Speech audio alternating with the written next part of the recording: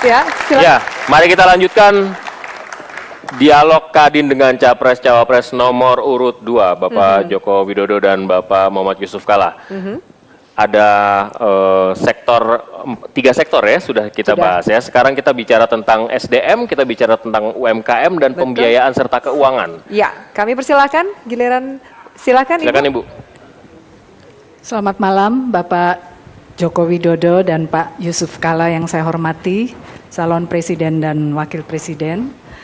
Saya Putri Kawardani, Wakil Ketua Umum Kadin Indonesia bidang industri berbasis budaya. Untuk sektor usaha, daya saing itu merupakan salah satu modal supaya kita dapat bersaing secara dan menang secara internasional. Dan beberapa kendala yang kami hadapi adalah dari segi daya saing harga.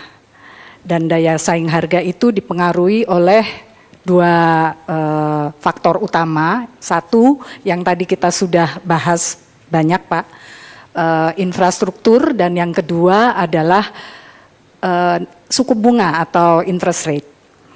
Apakah nanti apabila Bapak berdua terpilih, di dalam pemerintahan Bapak akan ada lembaga khusus yang memikirkan bagaimana mengembangkan dan memajukan sektor satu infrastruktur, tadi Pak Jokowi sudah menjawab itu. Kedua adalah produk-produk berbasis ekspor.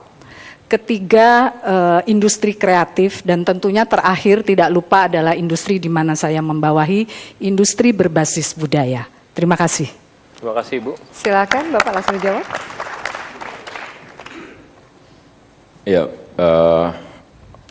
ke depan memang Bank Nasional kita harus kita dorong untuk mencari dana-dana yang murah, terutama untuk mendorong industri-industri yang berkaitan dengan usaha-usaha kecil yang bisa didorong untuk masuk ke pasar ekspor.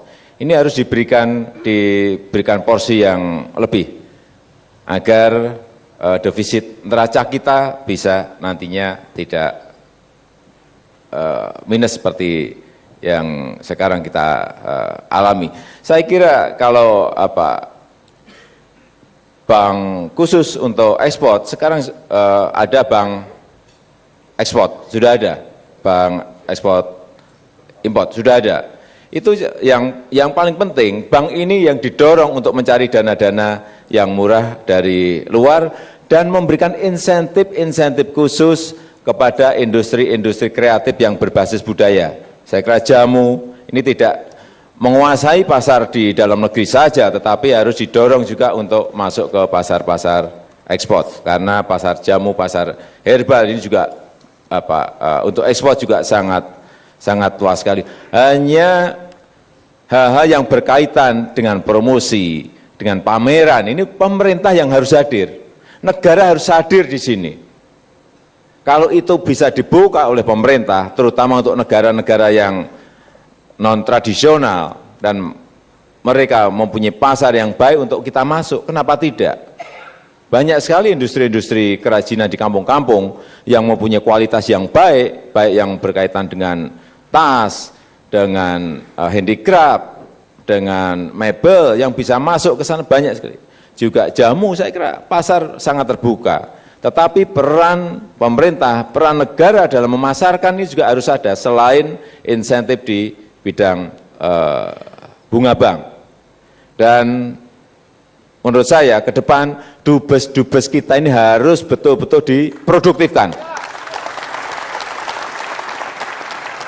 Mereka tidak hanya berdiplomasi di bidang politik, tetapi 80%, 90% harus diplomasi dagang yang mereka harus ketahui. Mereka harus tahu potensi di setiap daerah itu apa. Harganya berapa? Siapa yang harus ditelepon langsung dari negara yang mereka ditempatkan. Dan mereka harus bisa bernegosiasi. Mereka juga harus bisa bertransaksi dan mereka juga harus berani memutuskan harganya seperti apa, tapi tentu saja telepon dulu ke perusahaan yang bersangkutan. Saya kira hal yang sangat mudah seperti inilah yang harus dilakukan, sehingga pasar semua akan terbuka semuanya, tapi jangan melupakan pasar di dalam negeri. Ini harus kita proteksi, kita lindungi dari dunia usaha, tetapi juga kita harus nyerang ke pasar ekspor, serang ke pasar-pasar ekspor. Jangan takut bersaing, jangan takut berkompetisi dengan negara-negara yang lain. Terima kasih. Ya, itu dia. Dan berikutnya, silakan giliran penanya berikutnya. Silakan Bapak. Selamat malam. Penanya berikutnya. Selamat malam Pak Jokowi, Pak JK. Nama saya Abraham Paulianto. Saya dari daerah, Pak, dari Provinsi Nusa Tenggara Timur, Ketua Kadin Nusa Tenggara Timur. Saya ingin bertanya soal atau masalah UKM, Pak Jokowi, Pak. UKM, usaha kecil menengah dan koperasi. Kita tahu Indonesia negara terbesar kepulauan ya, dan di Indonesia juga ini Pak Jokowi JK, perbedaan antara timur dan barat, Indonesia Timur dan Indonesia Barat begitu besar. Juga sebentar lagi 20 bulan ke depan nanti kita masuk ASEAN Economic Community. Bagaimana konsep Bapak berdua nanti untuk memberdayakan UKM-UKM yang ada di Indonesia Timur, terutama di daerah kami Pak, Nusa Tenggara Timur, itu nelayannya, pengembalan sapinya, dan lain-lain. Mungkin bisa ditingkatkan mereka sehingga mereka juga bisa menjadi pengusaha yang bukan UKM lagi, tapi bisa pengusaha besar. Terima kasih. Silakan. Terima kasih Pak. Saya kemarin baru dari Kupang. Ya, Kupang. Melihat teman-teman di sana. Sebenarnya masalah Indonesia Timur dan Indonesia Barat itu masalah 20 tahun lalu. Sekarang sudah jauh lebih baik. Timur itu bukan lagi bagian tertinggal. Banyak di daerah timur itu lebih baik dibanding katakanlah Bengkulu, dibagi Bangka atau even Banten. Jadi timur itu bukan lagi bagian Indonesia yang dianggap selalu terkebelakang. Saya juga tersinggung juga kalau selalu begitu kan. Tapi oke lah, Kupang memang perlu bagian itu tersendiri. Soal UKM itu mutlak.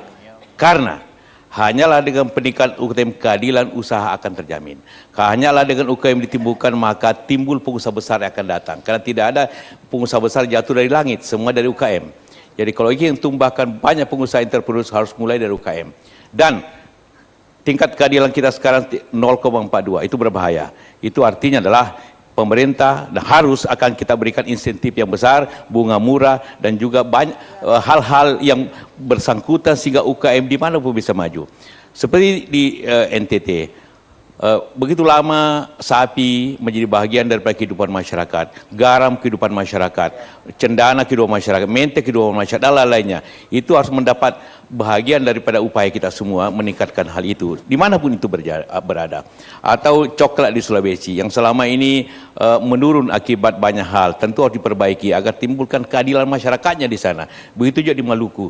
Ataupun di Jawa ini, kerajinannya. Jadi jangan, UKM bukannya simbol daripada ketidakmampuan, tapi UKM adalah simbol keadilan. Jadi, apabila UKM tidak tumbuh, pengusaha besar harus tetap jalan. Harus tetap, tidak berarti harus turun. Tapi UKM harus dorong naik, sehingga timbul pengusaha baru dengan segala insentif. Kita harus ada cross subsidi. Jangan sekarang terbalik.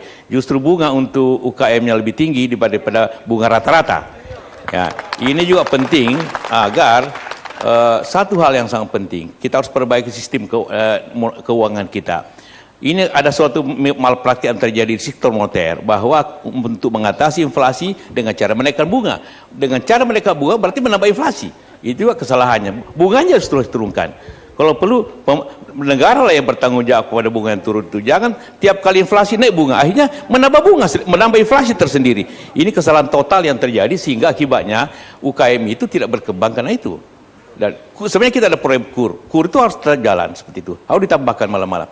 Jadi sekali lagi UKM jangan lihat kelemahan. UKM harus dari sumber kekuatan bangsa ini untuk menjamin dia punya keadilannya, menjamin lapangan kerjanya, menjamin lapangan kerja, menjamin kreativitas dan sebagainya. Karena itu kita harus bersatu untuk itu semuanya.